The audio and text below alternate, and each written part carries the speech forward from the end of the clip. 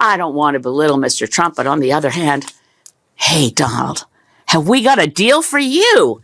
You think we want to be the 51st state? Nah, but maybe California would like to be the 11th province. How about it?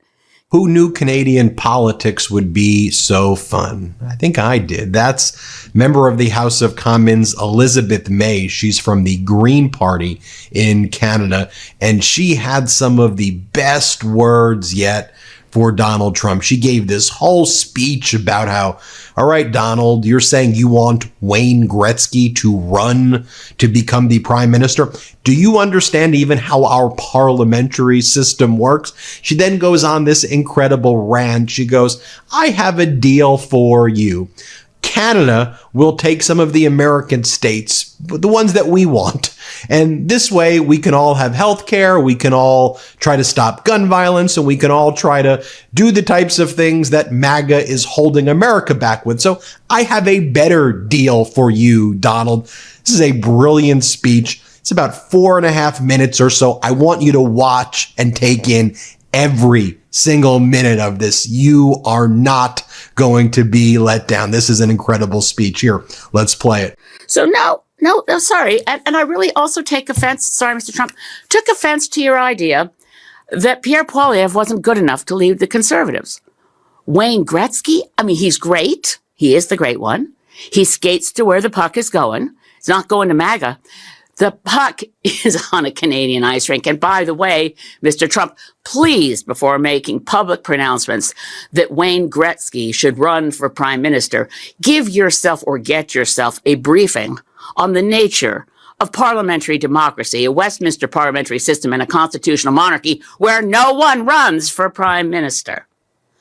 We have elections for members of parliament. We don't get to pick and choose among our billionaire friends for who gets a seat at the cabinet table. If they're not an elected member of parliament, well, Canadian system is different from that of the United States of America. I suggest that Mr. Trump find one of his grandchildren's school books and look at the year 1776, which may explain a few things to him about why our systems of government are different. I don't want to belittle Mr. Trump, but on the other hand, hey, Donald, have we got a deal for you? You think we want to be the 51st state? Nah, but maybe California would like to be the 11th province. How about it? California, Oregon, Washington, you've got geography in common with us. And not only that, we've already got a carbon trading system between California and Quebec. We've got some strong alliances on our west coast from British Columbia. There's been a lot of academic papers on the idea of Cascadia. So California, Governor Newsom, and Washington State, Jay Inslee, and newly elected Governor of Oregon, Tina Kotek. How about it? Want to put a referendum to your citizens? Because this is what you deal. Have we got a deal for you? This is what you get. Free health care. Universal free health care. No more one-year-olds who suddenly fall off the Medicaid list and their parents are in the news because they're trying to do a GoFundMe so they can get their daughter to a doctor. Universal free health care. And guess what? Those gun laws that your Congress is too afraid to pass because of the national gun lobby, we already got our strict gun laws. That's why we have the safest streets around the world, or at least in the United States, by the way, the most recent stats, 5.9 out of every 100,000 people is killed in a fatal gun incident versus 0.88 per 100,000 in Canada. That's because we have strict gun laws. California citizens, Oregon, Washington, safer streets. Here we already have good gun laws, and women have a right to an abortion under our universal health care system. But, we don't have to stop there. Donald, think about it. You could get rid of all these states that always vote Democrat. You know what else will take Bernie Sanders off your hands? Proud new Canadian citizen of the great province of Vermont. Vermont, New Hampshire, Maine. We'd love to see you. Our maritime provinces already have deep, deep links and ties. Well, enough kidding around. But honestly, President Trump, get used to it. Canada is a sovereign nation full of, guess what, proud Canadians. We're not jingoistic. We don't boast a lot. That's one of the things we kind of have in common with Jimmy Carter. We're not a big nation for braggarts and bullies. We actually like to think we're of service in the world. We could do better. We can always do better. But we love our country, and it's a country. It's a nation, and we do not aspire to be a 51st state. So let's not hear that anymore. If it was a joke, it was never funny, and it ends now.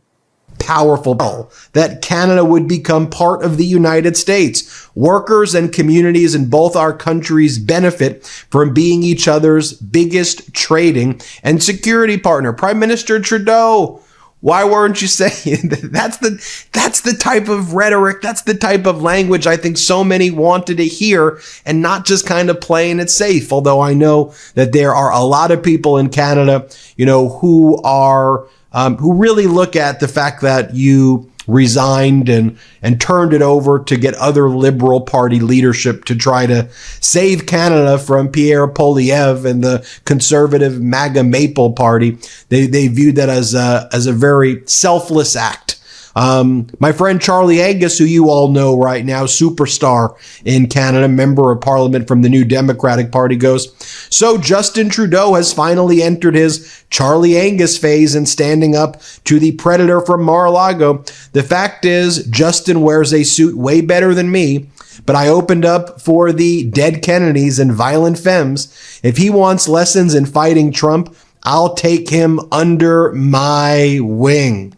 Folks, people are stepping up right there. Also, Charlie Angus posted a photo of himself. He says he's getting recognized all the time right now in Canada. He goes, so I'm standing in the grocery store parking lot and it's freaking cold. A very classy old woman sees me and walks the entire distance across the lot. Quote, you give that man shit, she says, then walks away. That's Canada. The criminal might buy off porn stars, but he will never force Canada to bend. I also interviewed the leader of the NDP in the House of Commons, Jagmeet Singh. Let me play for you my interview with Mr. Singh. Let's play it. But as I mentioned, I've dealt with bullies throughout my life, and I know what it's like. Even if you're the smaller guy, even if you're outnumbered, you got to make it not worth the bully's while. Bullies only understand strength. They only understand strength and pain. So you have to make sure you're standing up and showing that if you want to take that decision to fight with us, to pick a fight with us, it's going to hurt you too. And so I want to issue a challenge actually on your show today. For anyone that's running for prime minister, I've committed that Canada would respond with retaliatory tariffs. If Trump imposes tariffs on Canada, we should respond with tariffs. That's how you respond to a bully. You got to respond with strength. So my challenge is for anyone else out there who's running to become prime minister, I want you to also commit so that Donald Trump knows that anyone in Canada who gets that position will respond with a tariff, with tariffs in kind, fighting fire with fire, showing that we're ready to stand up to a bully. Charlie Angus also made the following post. January 6th, the sequel, where Donald Trump scores a hat trick for the world's dictators, sending his dumbass son to Greenland while threatening Canada as a deliberate provocation of NATO. Step forward, Vladimir Putin. Then there is validating China's design on Taiwan.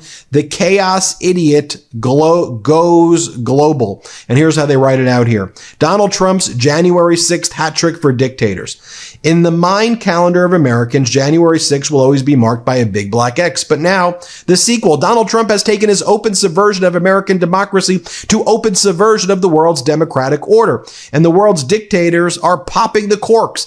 On the day he should have been offering a vision for America, Donald was threatening the sovereignty of Canada. And then he sent Don Jr. to Greenland in an overt message of grifter imperialism. This is a deliberate provocation of his NATO allies. Both Canada and Greenland, Denmark are founding members of NATO. Under Article 5 of the Charter, a threat to any NATO nation requires military intervention from other NATO allies. Germany, UK, France, Netherlands, Iceland, etc. Do we really think that the U.S. Army is going to war with 32 countries of NATO? Hopefully not. But Donald is deliberately undermining the alliances at a time of growing international instability. So let's count down his hat trick of malevolence. Number 1, scoring on his own net by attacking NATO. Number 2, passing the puck to Vladimir Putin, who is Trump's idea of a savvy genius. His brutal and illegal invasion of Ukraine has just been validated validated. Number 3, and as for Trump's trade war with China, Xi Jinping will much more be willing to move against Taiwan and its irreplaceable semiconductor industry. Thanks, Donald. You may prove to be the most useful idiot to the most heinous of regimes. Your own, Donald. Your own.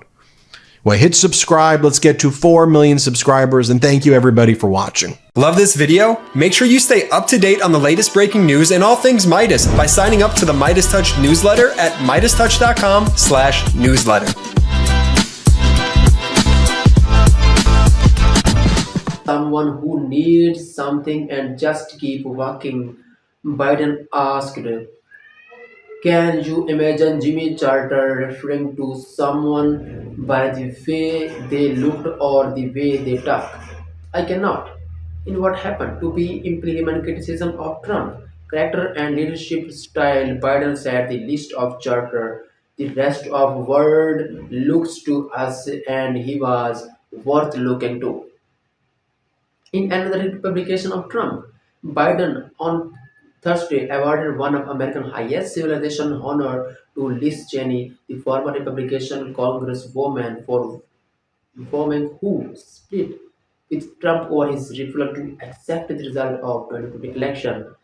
She was the vice chair of a partisan congressional committee that investigated the January 6, 2021 mob attack on Congress.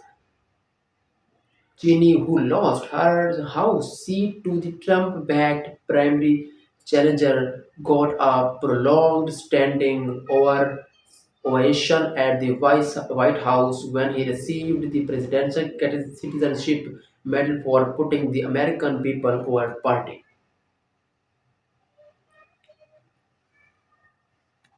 Capitol Hill Republicans are threatening to investigate Cheney over her role in probing Trump, and there is a speculation that Biden could offer her a premeditated pardon. She shielded her from criminal prosecution by incoming Justin Biden department, even though there is no indication that she broke the law.